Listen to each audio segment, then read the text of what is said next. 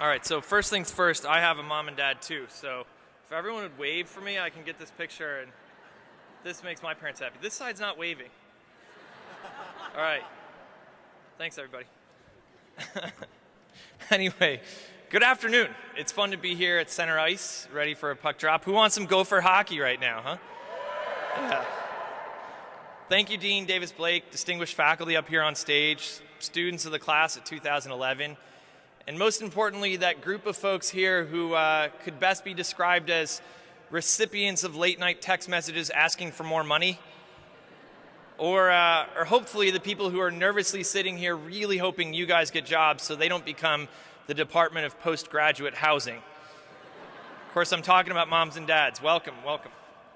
When I first got the request to come to Minnesota in May, I assumed it must be to go ice fishing. All right, come on. I needed to do at least one cold weather joke, right? All right.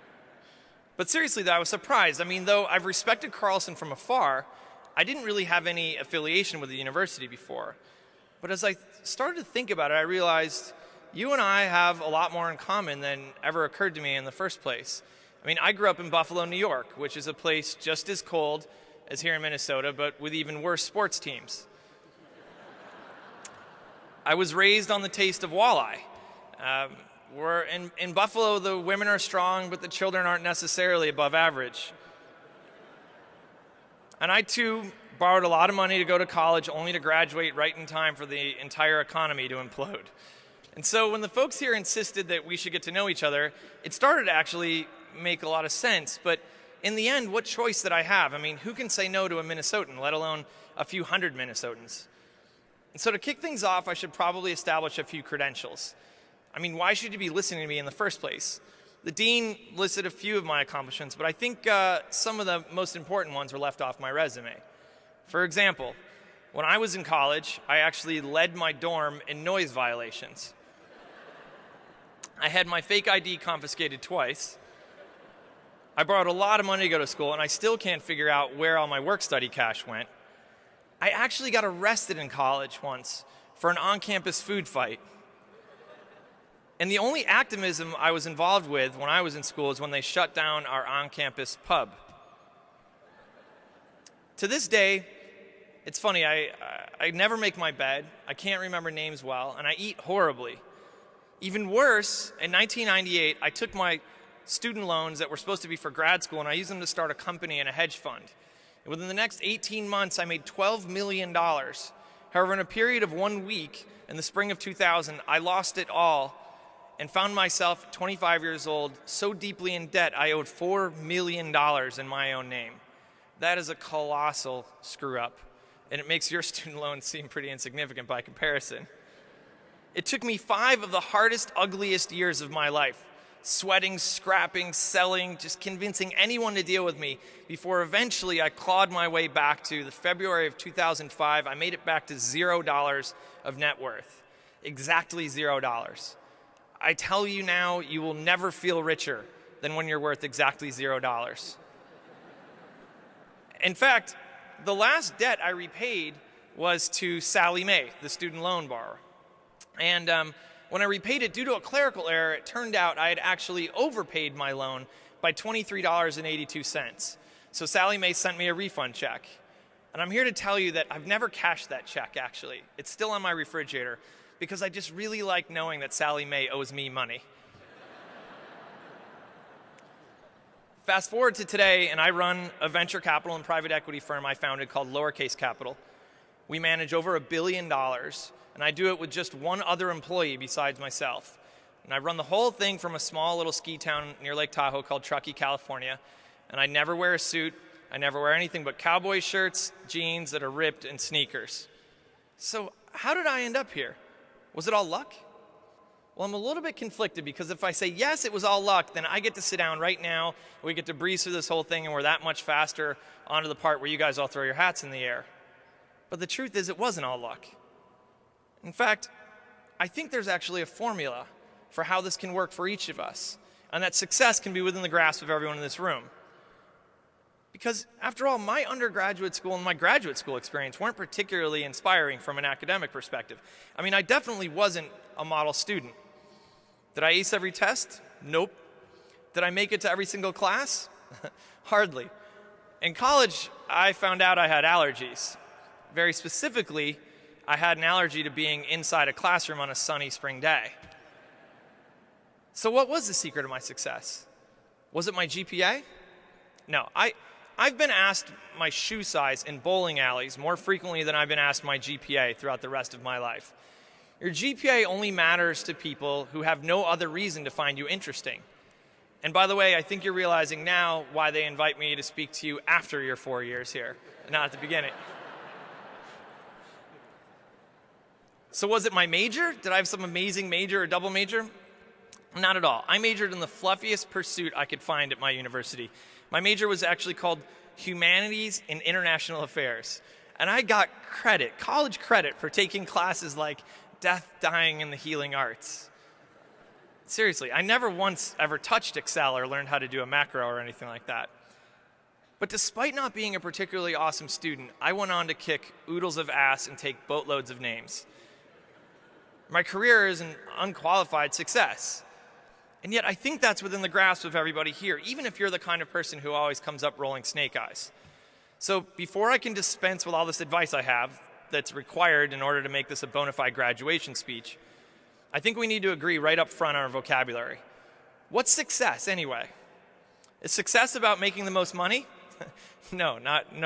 Money, for the most part, turns people into jerks.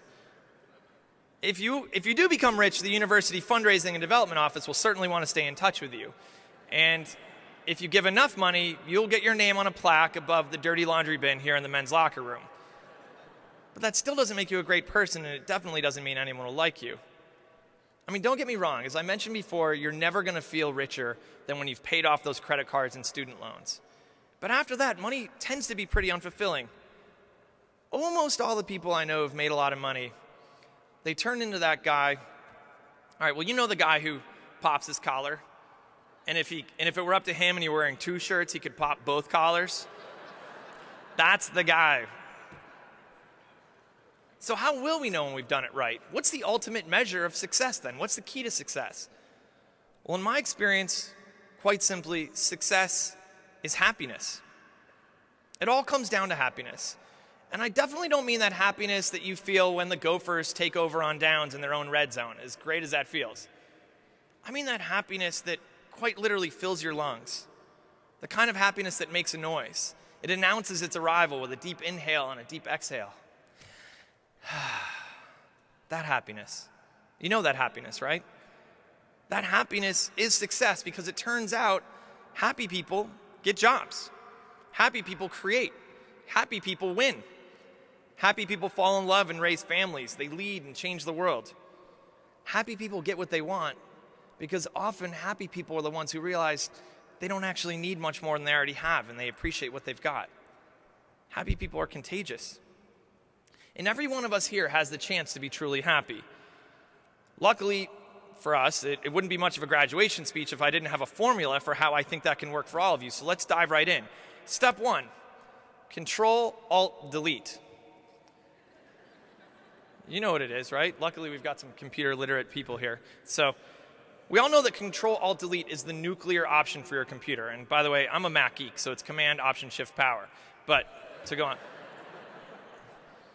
Control-Alt-Delete takes your current state, wipes it out, reboots everything. Screen goes dead, comes back up, that funny little chime plays. Well, today's the chance to hit Control-Alt-Delete on your life. Your past mistakes will all get wiped out in a full reboot that can happen today. This goes both for your personal and professional issues. All of your work here at Carlson just earned you a full Control-Alt-Delete. So when you let go of those buttons and life boots back up, who do you want to be?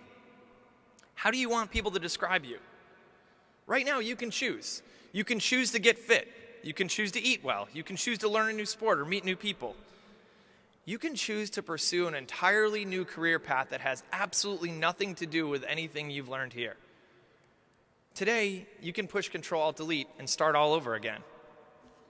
So now do me a favor right now. Close your eyes. No, seriously, close your eyes. Don't worry, no one's going to steal your tassel when you're not looking. Oh, wait, except for that guy. No. With your eyes closed, I want you to think of all of your regrets, your failures, the things you might have done differently. Think of that Jaeger shot that was one too many. Think of that Facebook message that was supposed to be private, but you screwed up and put it on a wall instead. Think of the heated arguments during your group projects that made your team look like Gary Busey's squad on Celebrity Apprentice. I want you to think of all the ways that you felt boxed in, stereotyped, limited, prejudged. Now, with your eyes still closed, gather up all that stuff, all those negative things, and put them in a suitcase. Seriously, envision putting them all into a suitcase. Now close that suitcase and hand it to the person at the United Airlines counter. And why the United Airlines counter? Because the airlines are guaranteed to lose your baggage. Now open your eyes. We've gotten rid of all of our baggage, and we're ready to move on to step 2, being present. Now, have any of you ever seen an Alcoholics Anonymous meeting on TV? You kind of know the drill with like Dr. Drew and stuff.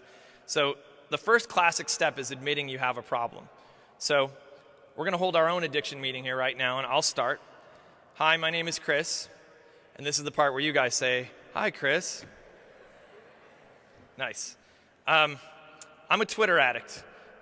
It's been about 11 minutes since I've sent my last tweet, and I'm really jonesing to check my phone right now. In fact, sometimes when it's really bad, I get like the pocket buzzing, and I look and nothing actually buzzed, but I felt like it buzzed. Like, we're all like that these days, right? We can't wait to check our Facebook messages and see who responded to our post on Like a Little and see what's going on in email. We're all like that all the time. But every time I pick up that phone, I'm devoting some of my attention to it and away from the people I'm actually with. I mean, what if I picked up my phone right now and checked my messages right here in front of all of you? We could agree that'd be pretty lame, right? Picking up my phone right now says, hey, yeah, you're awesome, but I am going to just like look just in case there's anything, absolutely anything out there in the world that is more entertaining and valuable to me than looking at your face and hearing your voice. We owe each other our full attention. And why? It's because life is funnier when we're all laughing together. Love is more intense, and we're all smarter when we're paying attention. As one of the first investors in Twitter, believe me, I love when you put your 140 characters out into the universe. And I definitely believe that texting, tweeting, foursquaring, formspringing, Instagramming, daily boothing, and Facebooking all make the world a better place. But if you have to pick up your mobile in the presence of somebody else, include them. Tell them what you're laughing at. Tell them what you're typing back. And as soon as you hit send, put it down. In fact, don't just put it down and don't just put it on vibrate. Actually leave it. Maybe even leave it in another room for a few hours while you leave the house. I can see some of you starting to twitch already just at the thought of that. At night, try plugging it in another room, not next to your bed. And when you wake up in the morning, how about you go a half an hour before you actually look at it?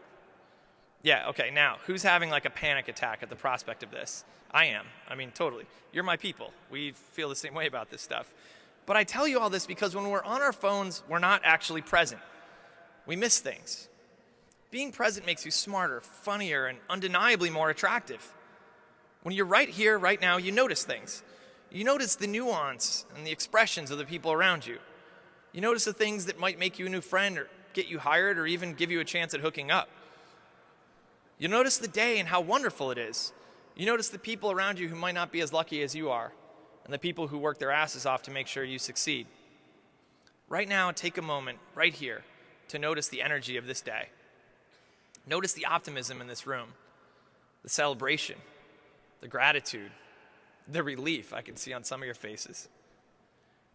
Feel the happy parents and grandparents who are here, the siblings who look up to you guys. Look at the smiles on the faces of these professors who feel so fulfilled to see you cross the stage. Now notice your own smiles. Some of you are wearing these, oh my God, I can't believe I survived 4 years smiles. And others of you have these very peaceful smiles that come with reflecting upon a job well done. You all deserve all of these smiles, so take a moment and just notice those smiles. And now that we've hit the reset button, and we're all right here, right now in this moment, it's time for step 3. Step 3 is to go on offense. Now, what do I mean by going on offense? Well, you guys all know sports. This is the Big Ten. You can't avoid sports here. You know what it means to be on offense. Offense is calling plays, managing the clock, keeping the other team on defense, reacting to you. Now take that term and apply it to the rest of your life. Let's take, for example, email. Is your email inbox offense? Is that playing offense? No.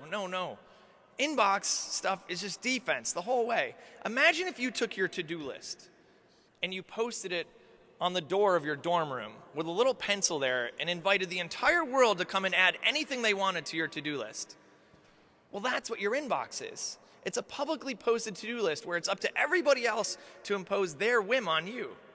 And even worse, what happens is we get up and it's the very first thing we check. And so we get in there and we start doing stuff for all these other people, and yet along the way we've forgotten what we wanted to accomplish for ourselves.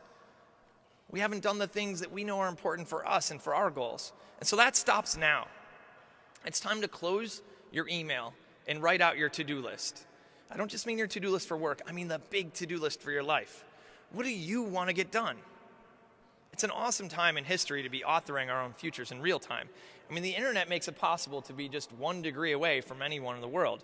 Any one of you right now can send me a reply on Twitter if you had your phones out. And I'm that accessible. Any one of you right now could use the internet to become an expert in any subject at all. In 2007, back when I was at Google, I went from not knowing anything whatsoever about the wireless industry to leading a group that led a $4.7 billion project that turned Verizon and AT&T on their heads, sent the FCC spinning, and changed the landscape of wireless forever, paving the way for the apps we all have on our phones today. Never in history have there been fewer barriers in the way. No matter where we come from, what our parents did for a living, how much money we have, we all can be unqualified successes. So who do you want to talk to? Where do you want to spend your time? What do you want to learn? You just spent 4 years, maybe 5 or 6, but we'll just forget that. 4 years for the most part, taking the classes you were required to take. So now it's your turn to go on offense. What are you curious about? Where do you want to travel? What adventures do you want to go on? Which fears of yours do you want to tackle? You know, offense also means owning your personal brand. Your voice should be the first 2 or 3 responses when I search for your name on Twitter. On Google. But how do you get there? You tweet, you post, you blog, you comment, you engage in discussions. You own your own identity. The tools are there to have a public identity and to go on the record, proudly so, and stand for who you really are. I mean, think of it. I hire a lot of people for a lot of jobs. Imagine, why would I ever hire somebody just on the basis of a resume, when instead I can search for them online and get years and years worth of insight into who they really are and how they think and how their ideas evolve and how they react to the changing world we're in.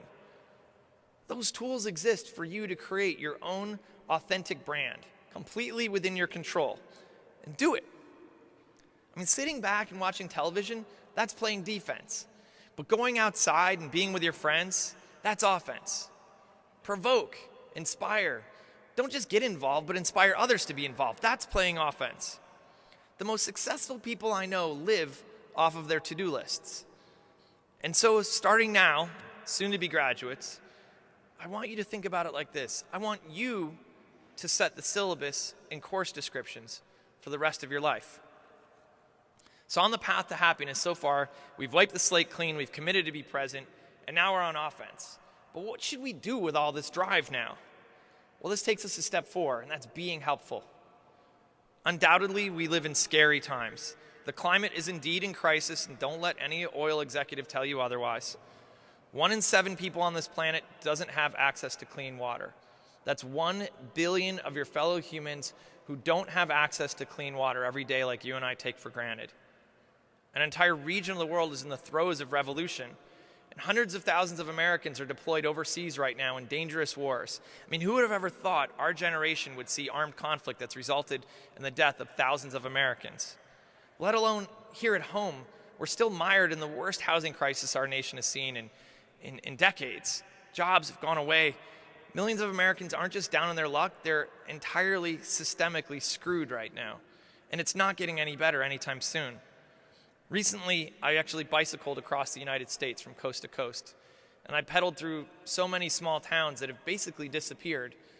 Downtowns abandoned. I've met so many people who lost their homes, their jobs, their farms. It could be depressing, and yet at the same time, there's such an opportunity there because it's never been easier for all of us to be helpful. And you know, almost selfishly, you feel better when you're helping others. Not only do you start to appreciate what you already have, but you empathize with their situation, and you feel empowered because you know you can help them. And as you know, helping others is hot. There's no denying that. It's attractive. Even as young people without any money, you have the tools at your disposal to have great impact on the world. My friend Scott Harrison had exactly $0 to his name and was sleeping on friends' couches when he started Charity Water. Charity Water is now an international charity that serves hundreds of thousands of the poorest people on the planet, bringing them clean water in 16 countries around the land. I've had the lucky privilege of working with Scott for 4 years now, hand in hand. And I'll tell you, I never feel more fulfilled than when I go with him to countries like Ethiopia and see firsthand the projects we build in the villages there that serve 1,500 to 1,700 people clean water. The day we turn on those wells, the children in those villages stop dying and start going to school. You know, it turns out helping people is also the easiest way to get a job. Every day, I get pitched dozens and dozens of new business plans, and I receive resumes from all over the world. And I'll admit to you, once you've seen a few thousand of them, they all look the same. My eyes glaze over. I can't help it. However, the people I do end up noticing are the ones who engage in conversation with me on Twitter and elsewhere. They're the people who blog, the people who start interesting conversations and add to the conversations that others have started. They're the people who actually dive in and start new projects without any hope for compensation or asking for anything selfishly. They're just looking to help. Starting from nothing to have material impact on the lives of their fellow humans. Those are the people who get the job offers. Those are the people who get recruited. Why? Because they demonstrate the initiative, the entrepreneurship, the awareness, the concern, the humility, the drive, the dedication, the willingness to go out and do something. That's who everyone wants on their team, the starters and the doers. You know, there's never been a better opportunity for each of us to change everything for everyone. As my favorite author, Buckminster Fuller, once wrote, "We are blessed with technology that would have been indescribable to our forefathers. We have the wherewithal, the know-it-all, to feed everybody, clothe everybody, and give every human on earth a chance. We know now what we could have never known before, that we now have the option for all humanity to make it successfully on this planet in this lifetime. Whether it is to be utopia or oblivion will be a touch-and-go relay race right up to the final moment. You in this room and your happy selves will guide us to utopia, and you'll make sure that every single person on this earth has that same shot at happiness that you have. I have no doubt in that. And as you're helpful and as you're good to others, you'll acquire the most valuable asset in the world, the most coveted and unobtainable treasure for so many business people today. And that is, number 5, the ability to sleep well at night. It's amazing that in 2011, ethics are still such a problem in business, probably even the problem in business. With every passing day, it becomes clearer and clearer how, over the last couple of years, individuals and their institutional sponsors defrauded investors and took ill-gotten gains off the table without a hint of sorrow or regret. Lies have been told to everyone involved, including Congress, and yet bonuses have never been bigger and an entire industry has been bailed out. And yet the primary malfeasants still have the gall to accuse the current administration of being meddlesome socialists. I know some of these jerks personally and professionally, and while it's easy to envy their private planes and their Aspen chalets, I'm here to assure you, to a one, every single one of them is haunted by demons. Each of them. Their public denials come at such compounding cost to their souls. In fact, every time they open their mouths, you can almost hear the batteries of their integrity draining. They're unhappy at home because their family and friends can smell the stink of dishonesty on their skin and in their clothes. Their relationships suffer, their kids grow distant. I'm here to tell you there is no price worth trading off for sleeping well at night. Worrying to cover up lies is the loneliest cancer in the world. And it's lonely because you can never tell anyone about it, even as it's metastasizing and eating you up inside. Don't cut corners. Don't BS. Don't lie. Be proud of yourself and stand for something. Money will come, trust me. But no amount of money in the world will help you sleep well at night if you haven't been legit. So now that you've been reset, you're in the here and now, you're going on offense, you're being helpful, and you're proud of who you are, it's time to take it one step further. The most important piece of advice I can give you on the path to happiness is not just be yourself, but be your weird self. It takes too much energy to be anything but your weird self. I mean, we spend too much of our lives trying to live up to the expectations of others. We buy things we don't really want with money we don't really have to impress people we don't really care about. Forget that. Forget what other people think. I mean, everyone here is weird, admit it. We each have our quirks. Celebrate those. Be goofy, tell corny jokes, dance awkwardly, express your half-baked thoughts, but most importantly, laugh about your failures. I'll kick it off. So once I was meeting the president of Ecuador, and I'm at his palace, and I'm really excited to show off my Spanish. And so he asked me how I arrived there that day. And I tell him, cogí el autobús, which in Spain, where I learned Spanish, means I caught the bus. But I've heard at least one chuckle in this room that indicates in Latin America, cogí el autobús doesn't mean I caught the bus. It actually means I made dirty, passionate love to the bus.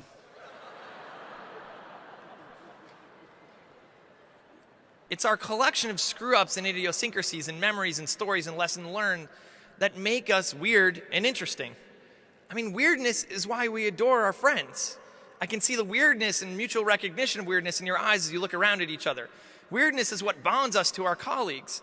Weirdness is what sets us apart and gets us hired. Be your unapologetically weird selves. In fact, being weird may even find you the ultimate happiness. That's expressed in an old saying whose author was lost long ago, but it goes like this. We're all a little weird, and life's a little weird. And when we find someone whose weirdness is compatible with ours, we join up with them, and we fall in mutual weirdness, and we call it love. Weirdness lies at the heart of all happiness. You want to be happy? Just go on with your weird self. And thus, we've arrived at my last piece of advice. We've rebooted, we're present, we've committed to go on offense, be helpful and ethical, and we're going to leave here being the sincere, authentic weirdos that we really are. So as we move on to the fun part, surrounded by your friends, your family, and your teachers here, I have just one more suggestion on your road to happiness and success, and that is be a proud Carlson Gopher. As you walk across this stage and shake hands with these distinguished faculty, you'll be graduating from one of the very top business schools in the country. You'll be part of an almost 100-year-old tradition. You weren't just trained here, you learned with a capital L. You learned about yourself and about others. You learned about the human condition and the impact you can have on it. You've all busted your collective asses to get here, and all the while maintained your trademark Minnesota humility and niceness. And so today is your day to break that up and just gloat a little bit, because you've earned it. So thanks for having me. I want you to be happy, sleep well, be weird, and congratulations, Gophers, the Carlson class of 2011.